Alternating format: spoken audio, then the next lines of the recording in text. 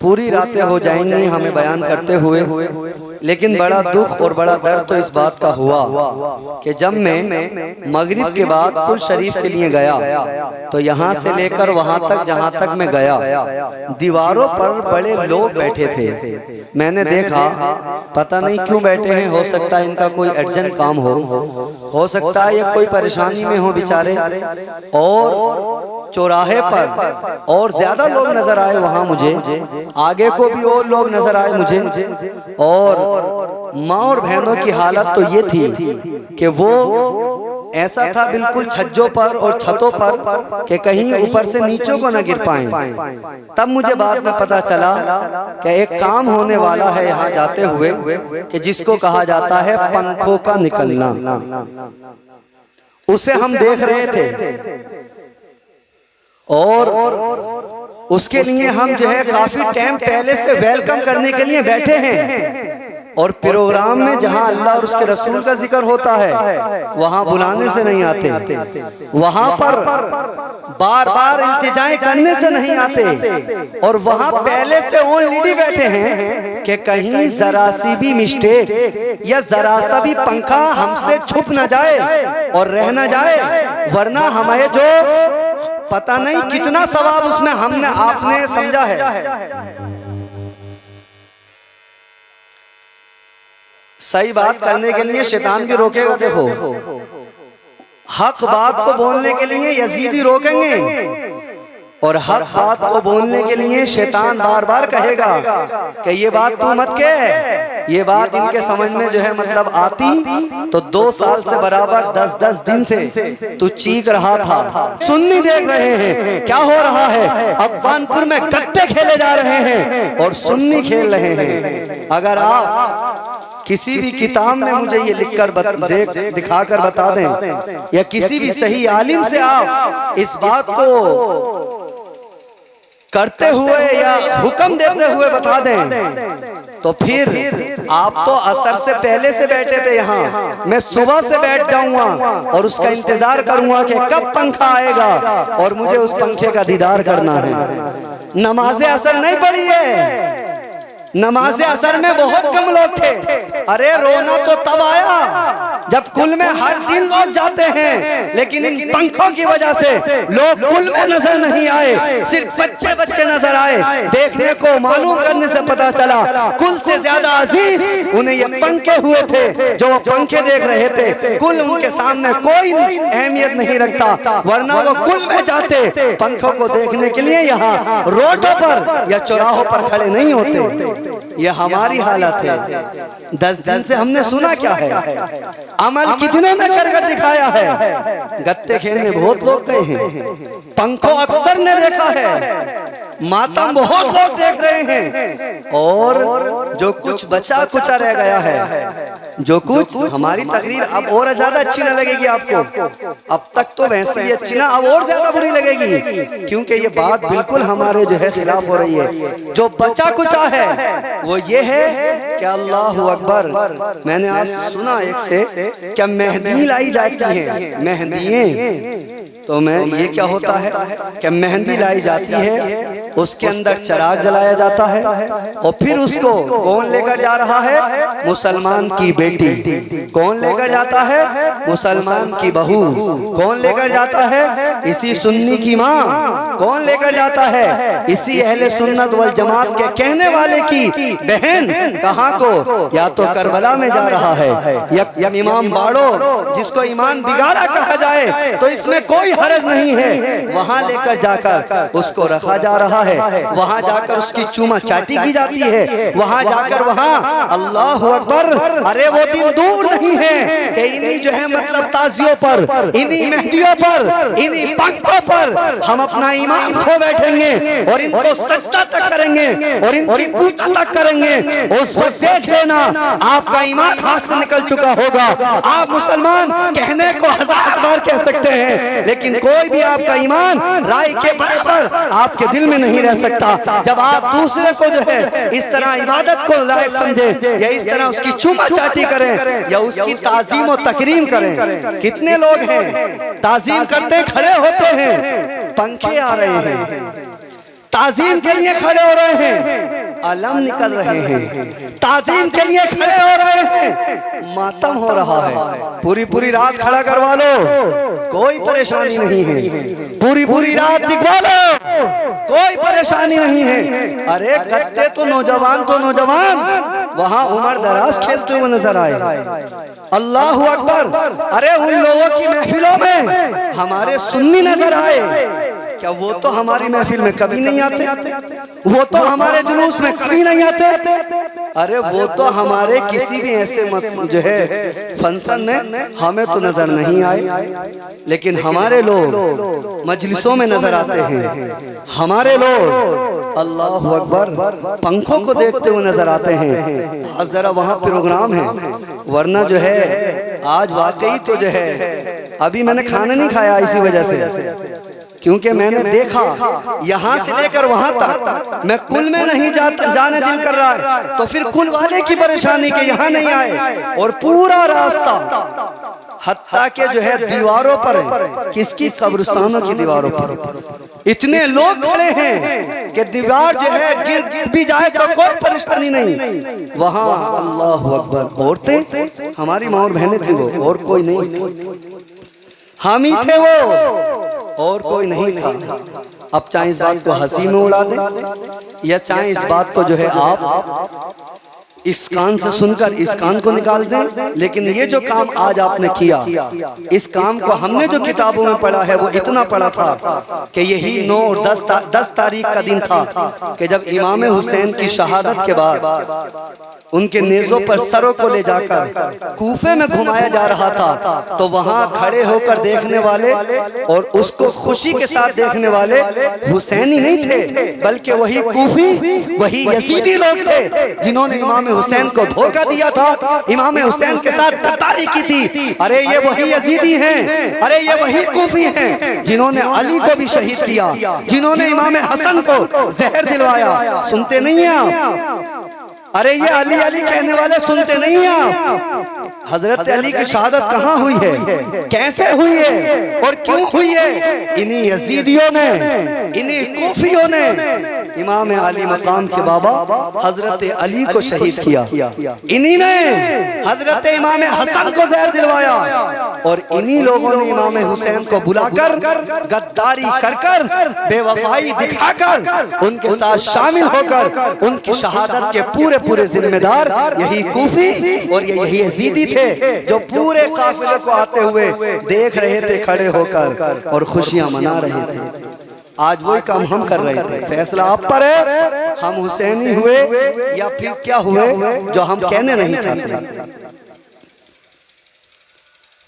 अभी मेला होगा वहां करबला में, हमने मालदार कर दिया उन्हें। चांदी के चराग चढ़ाकर चांदियां ऐसे जो है दे रहे हैं जैसे चांदी देकर आज ही ये जन्नत का टिकट लेकर आएंगे। ये फजूल खर्ची तो है ही है, लेकिन किस नियत से आप दे रहे हैं, उस नियत के बाद फतवा दिया जाएगा कि आप पहुंच कहां चुके हैं। मेले को वहां जाएंगे हम, दिन भर औरतों का पूरा काफिला जाएगा, रात में ढुलेंगी चराग ले लेकर। क्या है ये? किसने कह दिया था आपसे, किसने बताया था आपसे कि पंखों को देखना सवाब है? किसने कह दिया है? मैं उसके कदम पकड़कर कहूंगा, बता तो जरा तूने किस जो है मतलब किताब से पढ़कर कहा कि मातम को खेलना सवाब है, गत्तों में जाकर खेलना वो सवाब का काम है। अच्छा, एक मैंने वीडियो देखी, गत्ते खेले जा रहे हैं, वो इधर से डंडा चलाता, वो इधर से चलाता। मुझे तो ये डर था कि कहीं चलाते चलाते इसके सर पर न पड़ जाएगा, इसका सर न फट जाए, मुझे तो ये डर लग रहा था। लेकिन वो उसमें इतना महारत रखने वाला था, जो खेलने वाला था, कि सर पर से रोके जा रहा है और बार बार उसका जो है वार कर कर उसको जो है मतलब अपने सर से बचा रहा है।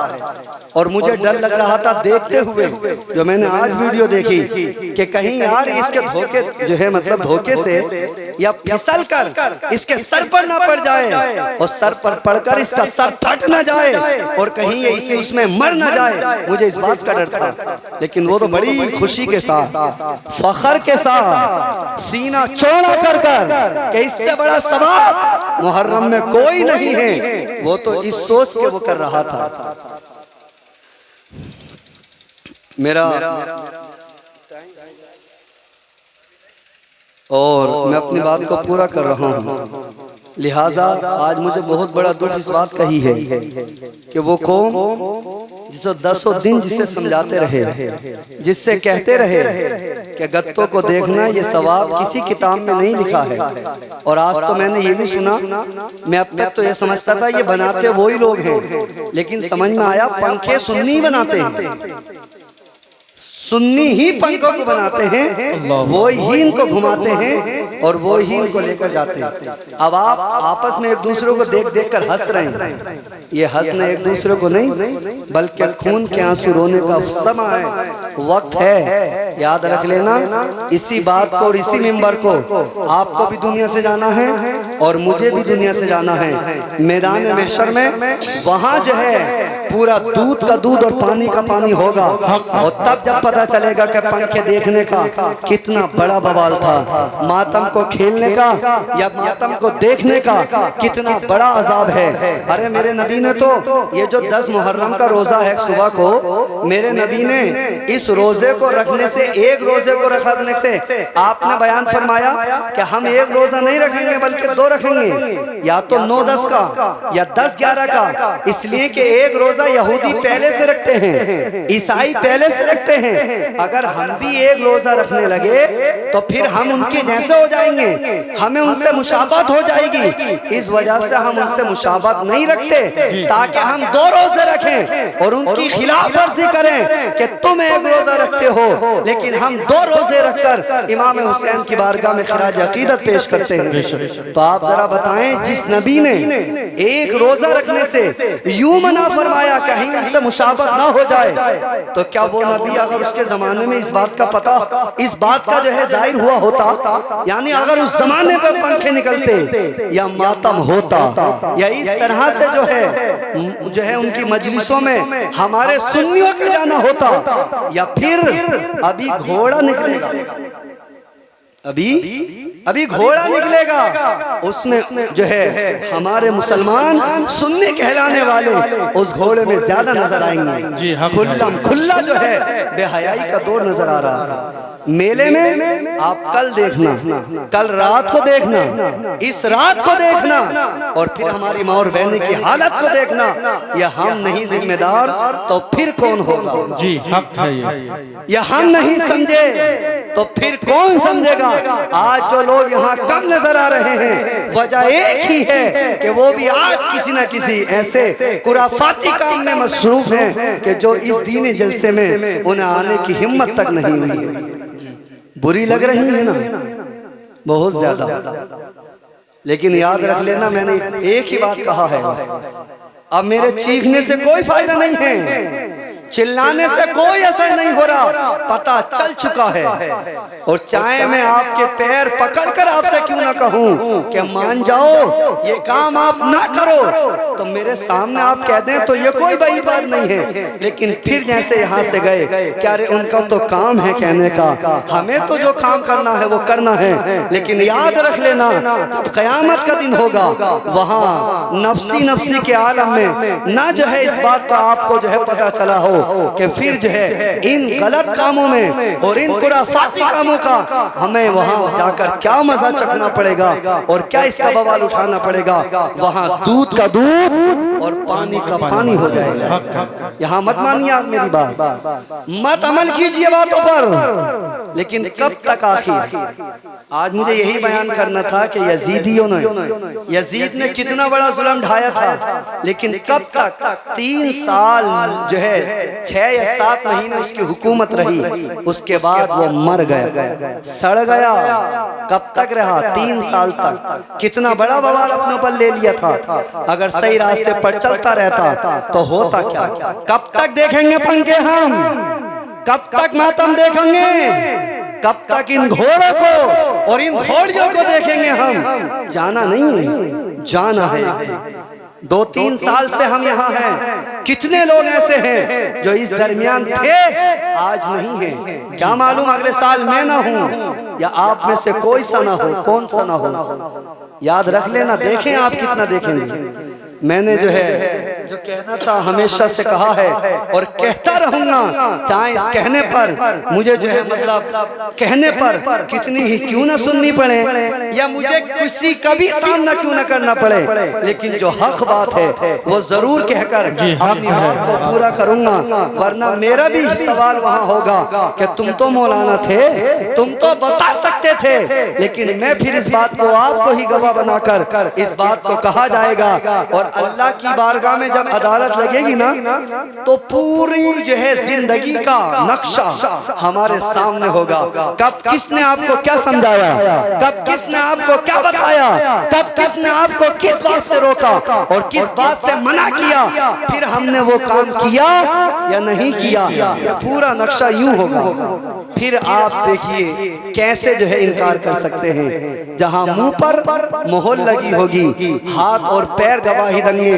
इन्हीं पैरों से गत्ते देखने गए थे, इन्हीं पैरों से गत्ते खेलने गए थे, इन्हीं पैरों से पंखों को देखने के लिए चले थे।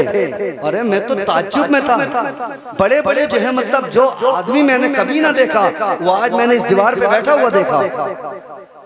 जिस आदमी को मैं जानता नहीं हूँ, वो आज यहाँ दीवार में शर्म के मारे नीचों को निगाह डालकर अल्लाह अल्लाह कर कर मैं अपनी मंजिल को पहुँचा जहाँ मुझे जाना था। और जाने के बाद भी जब पुल हो गया, मैंने अपने एक बच्चे से कहा, जा देख करा वो पंखे निकले या नहीं, ताकि मैं यहाँ से निकल कर चला जाऊँ। तो फिर बताया वो जा चुके हैं और लोगों ने जो उसका मामला पेश करना था, देखना था, वो देख चुके हैं। और जब मैं उधर से आया तो पूरी गली साफ है, फिर कोई नजर नहीं आया। ये हमारी हालत है। अकेले में जाकर कभी सोच कर देखना, अकेले में जाकर कभी सोचना, कभी भी सोचना। एक बात याद रख लेना। और याद बताऊं आपको, जब रूह निकलती होती है ना, तो पैरों से इसलिए निकलती है ताकि भागे ना। और जब सीने तक आती है ना, तो पता चल जाता है खाई पी सब निकल जाएगी, सब खाया पिया सब निकल जाएगा। आज तो जो करना है वो कर लें आप, लेकिन सब कुछ एक दिन पता चल जाएगा। मैं अपनी बात को पूरा करूं, 11:30 हो गए हैं और मैं 11:10 पर बैठा था। आधे घंटे की मेरी इजाज़त है, बस 10 मिनट जो मेरा मौजू था उसको पूरा कर दूं। लिहाजा ये मुझे जो दुख मिला है या गम मिला है, ये मिटेगा नहीं और ये जाएगा नहीं। लिहाजा आपसे एक ही गुजारिश है मेरी कि आपके सामने मैं हाथ जोड़कर कह दूं, अगर आप हाथ जुड़वाएं मुझसे, अगर आप सब ये कहें कि हमारे एक एक करके पैर पकड़ कर कहो, तो मैं खुदा की कसम कह के कहता हूँ, मैं आपके एक एक पैर पकड़ कर भी कह सकता हूँ कि आप, हुजूर की हदीस है कि जो अहले सुन्नत वल जमात के अलावा जितने भी फिरके हों, A to Z जितने भी फिरके हों, अगर वो मर जाएं उनके जनाजे में मत जाना। अगर वो बीमार हों, ये हुजूर की हदीस पढ़ रहा हूँ, आप आकर देख सकते हैं, किसी से पूछ सकते हैं। अगर वो मर जाएं उनके जनाजे में मत जाना। अगर वो बीमार हो जाएं उनको देखने मत जाना। अगर उनके पास बैठना नहीं, क्यों? इसलिए कि अगर उनके पास आप बैठोगे तो सोहबत का असर आएगा। कहीं ऐसा ना हो कि उनकी वजह से आप गुमराहियत में पड़ जाएं या आप अपने ईमान को खो बैठें। हाँ, उलमा को, आलिम को एक तरीके से आलिम को उनके पास बैठने की इजाजत है। क्यों? ताकि वो बैठे और बैठकर उनको समझाकर उस मजहब से निकालकर अहले सुन्नत वल जमात के मजहब पर लाकर खड़ा कर दे। इसी नियत से अगर वो बैठता है और बैठेगा तो एक ही तरीका है, वो बैठ सकता है, लेकिन हमारे लिए इजाजत नहीं है। तो जिनके लिए अल्लाह के रसूल की ये हदीसें हैं, अगर हम उनकी मजालिसों में, उनके फंक्शनों में, आए है उनके हर काम में शरीक को हम मतलब गम और खुशी में शामिल हो रहे हैं, तो इसके जिम्मेदार हम खुद हैं। और तो मैं कह रहा था अगर पैर पकड़कर आप कहेंगे कि मौलाना जब तक हम बात नहीं मानेंगे, जब तक आप हमारे पैर न पकड़ें, तो मैं खुदा की कसम खाकर कहता हूँ मैं आपके पैर पकड़ सकता हूँ और खुले आम, अकेले हुजरे में नहीं, खुले आम। लेकिन उस वक्त से ये वादा आपसे मेरा रहेगा और आपकी ये मेरी जो है शर्त रहेगी कि आज के बाद ना उनके मातम को देखने जाना है, न उनके पंखों को देखने जाना है, पंखे तो मैं सुना हमारे ही हैं, न उनके यहाँ जो है मजालिसों में जाना है और न जो है मतलब गत्ते खेलने जाना है। ये कोई सवाब का तो काम नहीं है, बल्कि जो है इसमें अजाब ही अजाब रखा है। लिहाजा मैं अभी भी आपसे जो है वादा लूँगा, आप मस्जिद में बैठे हैं, ये भी मस्जिद और मदरसे की जगह है, हो सकता है आप वादा करके इस पर पूरा उतरे। मैं अपनी बात को पूरा करूँ। मैंने कल बताया था इमाम हुसैन अला जद्दी वालिस्सलाम शहीद हो गए, काफिला मदीना पहुँच चुका है। यजीद की मौत सुने वो कैसा मरता है। देखो गुनाह करने वालों का अजाब होता क्या है, क्या इबरतनाक उनका अंजाम होता है ना। अब बुरा भी लग रहा हूँ मैं आपको बैठा हुआ इस टाइम, और बातें भी गलत लग रही हैं आपको मेरी जी। यजीद जो था ना 3 साल 6 या 7 महीने हुकूमत पर रहा और उसके बाद जो है वो मर गया। और उससे पहले भी उसने कारनामा किया जो मैंने पहले भी बताया था और अब भी बताते हुए गुजरूं कि सिर्फ इमाम हुसैन का कत्ल का जिम्मेदार नहीं है वो, बल्कि वो वही है मलऊन कि जिसने मस्जिद नबवी में मदीनतुल मुनव्वरा पर भी चढ़ाई करवाई और चढ़ाई करवाने के बाद 700 सहाबा शहीद हुए और ताबईन और सहाबा को लगाकर 10,000 लोग कत्ल किए गए, वहाँ शहीद हुए। इसी जो है मुस्लिम बिन उक़बा जो है वहाँ उसका सिपह सलारा बनकर गया था। तो उसी मस्जिद नबवी पर इन्होंने घोड़े जाकर बांधे। आज भी उन यजीदियों ने वहां जाकर मस्जिद नबवी हुजूर के रोजे के सामने अपनी कारें खड़ी की हैं। आज भी यजीदियों ने, आज के यजीदियों को देखकर आप अंदाजा कर सकते हैं, जो आज के यजीदी वहां जाकर अपनी कारों को खड़ा कर सकते हैं, तो इन वहां उस दौर के यजीदियों ने जब मदीने पर चढ़ाई की थी तो वहां अंदर जाकर इन्होंने मस्जिदों में अपने जानवर घोड़े वगैरह को बांधकर 3 दिन तक लगातार पूरे जो है मदीने में कत्लो किताल का मामला पेश किया इन्होंने। उसके बाद एक माँ आती है इसी मुस्लिम बिन उक़बा के पास, क्या मेरा एक ही बेटा है, ला मुझे दे दे, इसको मत मार। तो कहता आज ले जा, और उसके बेटे की गर्दन उड़ाकर उसकी माँ के हाथ में उसके बेटे का सर रखकर कहता है ले जा, चली जा, कि ये गनीमत न समझती कि तू जिंदा और बेटे को लेने के लिए आई है। इस तरह मदीने पर चढ़ाई करने के बाद उसके बाद अल्लाह अकबर, फिर 3 दिन के बाद फिर मक्कातुल मुकर्रमा पर चढ़ाई करते हैं। वो मदीना में तफसीर में इसलिए नहीं जा रहा क्योंकि मुझे टाइम अब इजाजत नहीं देता बिल्कुल, और आप भी अब मुझे सुनना गवारा नहीं करते बिल्कुल।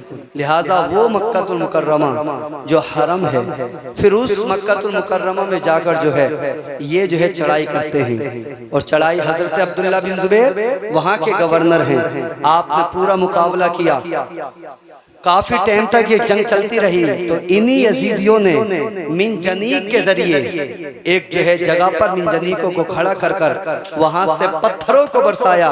तो पत्थरों को बरसाने के बाद जो खाने काबा है और जहां तवाफ होता है वहां पत्थरों का जो है पूरा ढेर लगा, और इन्होंने पत्थर और इस तरह और भी चीजें फेंकी जिससे खाने काबा की दीवारें भी हिली, खाने काबा का गिलाफ भी जला। और हजरत इब्राहिम खलीलुल्लाह ने जो अपने बेटे हजरत इस्माइल ज़बीहुल्लाह की कुर्बानी दी थी, तो जन्नत से एक दुम्बा आया था, तो उस दुम्बे के सींग और उस दुम्बे की और निशानियां खाने काबा की छत पर थी। इन जालिमों ने जब उस पर भी जो है हमला किया तो वो जो है निशानियां भी मिट गईं और वो खाने काबा की छत भी गिर जाती है। और उसके बाद पूरा जो है भरपूर तरीके से ये हमला करते ही रहते हैं। इसी दौरान इन्हें खबर हो जाती है कि यजीद मर गया। जब इन्हें ये खबर होती है तो ये ढीले पड़ जाते हैं और ये कम तर हो जाते हैं, और हजरत अब्दुल्ला बिन जुबैर की फौज इन पर गालिब आ जाती है। फिर इनको जब मारा जाता है तो कोई भाग जाता है, कोई कत्ल हो जाता है। फिर इस तरह ये मक्का और मदीनतुल मुनव्वरा का साथ ऐसा मामला पेश करते हैं। आप जरा सुने, जो मदीने में गवर्नर बनकर गया था और जिसने खाली जो है सहाबा को कत्ल नहीं किया, खाली ताबईन को कत्ल नहीं किया, बल्कि 3 दिन तक इन्होंने वहाँ की खवातीन को अपने ऊपर हलाल कर लिया था, जिससे चाहते मिल जाते। शर्मो हया के पर्दे में क्या कर अपनी बात पूरा करूं। आप समझदार हैं मुझसे ज्यादा, सबसे ज्यादा समझदार आप हैं और आप जो है बहुत अच्छे इंसान हैं। सबसे ज्यादा गुनहगार आप में मैं हूँ। बस दुआ करें अल्लाह पाक हम सबको जो है खास तौर से मुझे तमाम गुनाहों की पहले मेरी माफ़ी अता फरमाए, क्योंकि ये रात हमारे लिए ना मातम देखने की है, न ये रात मेला देखने की है, न घोड़ा न पंखा और न अंखा और न गत्ता न पत्ता, और बल्कि ये रात तो इमाम हुसैन ने अपने जो है रब की रज़ा की खातिर मांगी थी और तिलावत कुरान के लिए मांगी थी, उसकी बारगाह में नमाज के लिए मांगी थी। और इसी रात को मेरे हुसैन ने ज़्यादा से ज़्यादा इस्तिग़फ़ार के लिए मांगी थी, ताकि अल्लाह की बारगाह में ज़्यादा से ज़्यादा इस्तिग़फ़ार कर सकूं। तो बात सुने, वो जो है मुस्लिम बिन उक़बा, तो उसने जब इस तरह का मामला पेश किया तो एक औरत ने कसम खाई थी कि मैं कसम खाती हूँ अगर मेरी जिंदगी जब तक है, जब तक तू मरेगा तो मैं तुझे जलाऊंगी तेरी लाश को।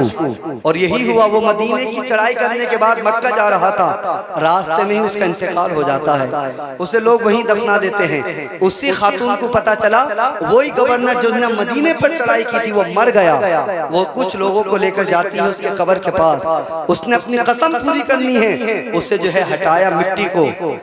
और मिट्टी को हटाने के बाद जैसे उसका एक तख्ता हटाया है, अल्लाह अकबर, तो एक बहुत बड़ा अज़दहा, बहुत बड़ा अज़दहा उसकी गर्दन में लिपटा हुआ उसी मुस्लिम बिन उक़बा की नाक की हड्डी को चूस रहा था। ये देखकर लोग भी डरे और उसे भी हटाया कि चल माई और चल खातून, अल्लाह ने ही इसको दिखा दिया है और इसे अज़ाब दे रहा है, अब अपनी कसम पूरी मत कर। उसने कहा नहीं छोड़ूंगी। उसके बाद पाँव की जानिब से मिट्टी और तख्तों को हटाया तो क्या देखा, एक दूसरा अज़दहा। ये कहानी किस्सा नहीं है, ये कोई मनगढ़ंत बात नहीं है। जो बात मैंने कही है आप हर बात किताब से ले सकते हैं और किसी से पूछ सकते हैं, इसी वजह से इसमें रिकॉर्ड भी होता है। कल कला को भी आप इसमें देखकर और मुझसे मुकाबला कर सकते हैं इस बारे में जी। पैरों की तरफ एक दूसरा अज़दहा लिपटा हुआ है और वो पैरों को खा रहा है। फिर भी उन्होंने बचाना चाहा, औरत ने कहा नहीं, मैंने कसम खाई इसकी लाश को जलाकर मानूंगी। बहरहाल अल्लाह की नेक बंदी थी, 2 रकात नमाज पढ़कर अल्लाह की बारगाह में दुआ की, मौला कसम को पूरा करना है। फिर अल्लाह रब्बुल इज़्ज़त की उस बंदी ने किया, अपनी लाठी उस सांप की दुम पर मारी, वो चला गया, दूसरे पर मारी, वो चला गया। लाश को इसका निकाल कर उसी औरत ने उसकी लाश को जलाकर राख कर दिया। यह हशर हुआ उसका कि जिसने मदीनतुल मुनव्वरा पर चढ़ाई की थी और जिसने इमाम अली मकाम के साथ ये बदतर सुलूक किया। वो यजीद और पलीद 2 रिवायत में आती है, एक तो ये कि वो बीमारी ऐसी लगी जिस बीमारी से सड़ कर मरा, और एक ये कि वो था तो बेनमाजी, था तो शराबी, लड़कियों से इश्क करने वाला था, लड़कियों से मोहब्बत और उनसे जिनाकारी करने वाला था। एक रूमी लड़की से इश्क हुआ और इश्क ऐसा हुआ कि उस रूमी लड़की से जो है मिलने के लिए गया और मिलने जब जाता था तो अकेला तन्हा जाता। उस रूमी ने कहा, लड़की ने कहा, हम घर पर नहीं मिलते बल्कि कहीं बयाबान चलते हैं, कहीं जंगलों में चलते हैं जहां हमें कोई ना देखे, हम तन्हा वहां इश्क और बातें करेंगे। उसके साचे में आकर और उसके फसाए में आकर चला गया। जैसे ही बहुत दूर जाकर जब वो थक गया उसने कहा अब तो बस करो, यहीं पर हम जो करना है वो कर लें। उसके बाद दोनों घोड़े और अपनी सवारी से उतरे, नीचे को उतरते हैं एकदम उसने उसको शराब पेश की। शराब का बहुत बड़ा आदी था, जैसे ही शराब पिया एकदम थका हुआ अपने होश खो बैठा और जमीन पर गिर पड़ा। उसने अपना खंजर निकाला जो अंदर दबाई हुई थी। उसने कहा जालिम, जो अपने नबी के नवासे को न छोड़ा, जिसने अपने नबी के नवासे पर ऐसा सलूक किया तो मेरे साथ तो वफा कर सकता है। उसी लड़की ने चाक और जो भी हथियार उसके पास था लेकर उसकी जो है रगों को काट डाला पैरों की, और उसको जो है और भी तरह जख्मी कर अपने घोड़े को लेकर अपने घर आ गई। उसी जो है मतलब जख्म की वजह से तड़प तड़प कर मरा है। कोई पूछने वाला नहीं था, कोई जानवर का परिंदा तक वहां मौजूद नहीं था। तड़प तड़प कर मर गया।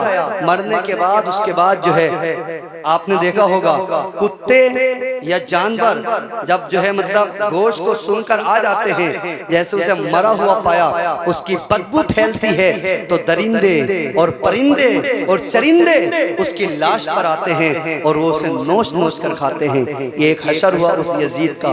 अब यहाँ देखा कि यजीद कई दिन से नहीं आया, उसका माहौल भी ये था, निकल गया लड़कियों को लेकर तो अपने खूब अय्याशी कर कर फिर आता। जब कई दिन हो गए कोई खबर ही नहीं है, तो देखा जब सारे फौजियों ने इधर उधर, अल्लाह अकबर, तो जब उसके पास जो है पहुंच गए कैसे न कैसे, जब पहुंचे तो देखा कि उसकी लाश को जो है दरिंदे वहां के और परिंदे नोच नोच के खा रहे थे। लोगों ने जो है ना ऐब को छुपाने की खातिर, उसके हमरा ने कि इसका ऐब जाहिर ना हो जाए, छुपाने की खातिर गड्ढा खोदा, वहीं उसे फेंका और मिट्टी डालकर बराबर कर कर आ गए और कह दिया यजीद का इंतकाल हो गया और हम उसको दफना कर आ गए हैं। क्योंकि वहां का माहौल ये था, आज भी आज का क्या है, उस दौर का ये माहौल था जहां जो इंतकाल करता था उसको वहीं पर नमाज पढ़कर वहीं दफना दिया जाता था। ये वहां का उस वक्त भी माहौल था।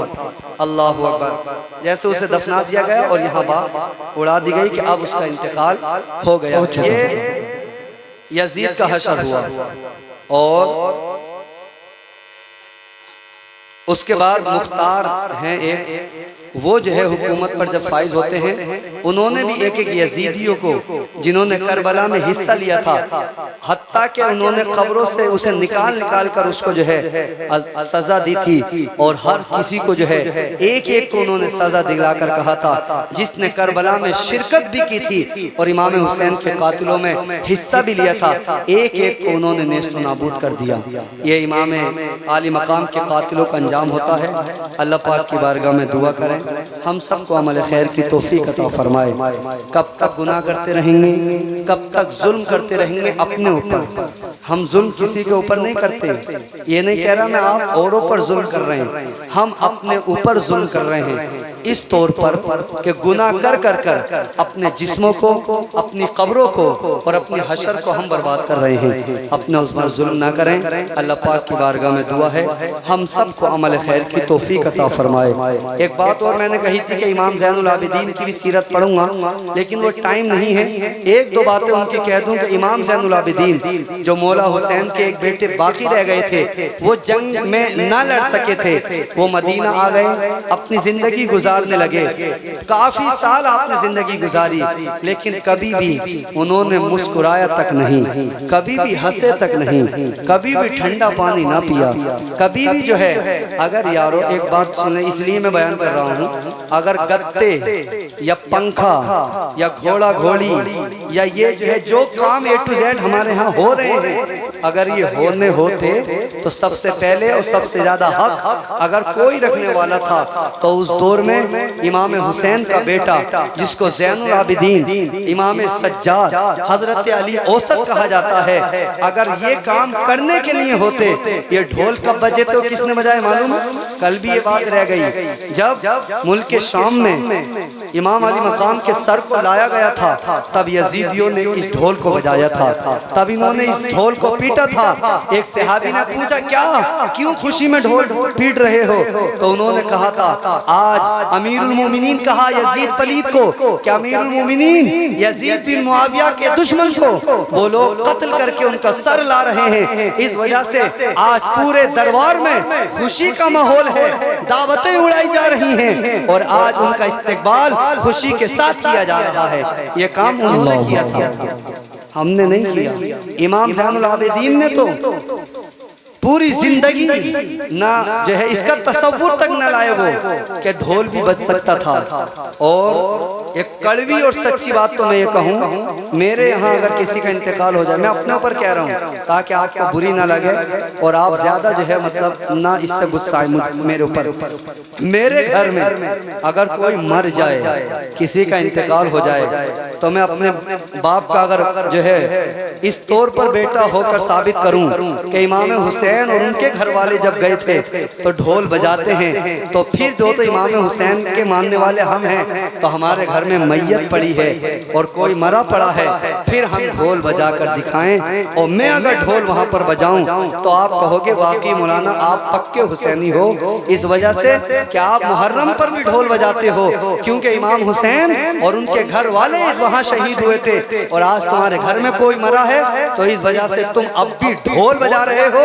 अब वाकई आप सच्चे वफादार हुसैनी हो। फिर आप कह सकते हैं आप मुझे अगर कोई इंतकाल कर जाए फिर हम ढोल बजाएं 10 में 40 में 20 में या फिर किसी भी तौर पर जो है उनकी बरसी होती, ये इमाम अली मकाम की बरसी के मौके पर ये सब कुछ होता है, फिर हम ढोल बजाएं तब हमें पता चले होता क्या है। अल्लाह पाक की बारगाह में दुआ करूं हमें अमल खैर की तौफीक अता फरमाए। आमीन। वो इमाम ज़ैनुल आबिदीन ने ठंडा पानी तक ना पिया था, कभी ना मुस्कुराए। आपके बेटे कहते थे कभी कभी तो मुस्कुरा दिया करो, अपने बेटों से कहते हैं अगर तुमने करबला का मंजर देखा होता तो कभी मुझसे ये सवाल तुम ना करते, अगर तुमने अपनी आंखों से देखा होता तो कभी मेरे बारे में इस सवाल का हिम्मत भी ना करते। मैंने अपनी आंखों से अली असगर अकबर कासिम ओनो मोहम्मद को शहीद और कत्ल होते हुए देखा है, फिर बताओ मैं किस जो है मुंह से मुस्कुराऊं।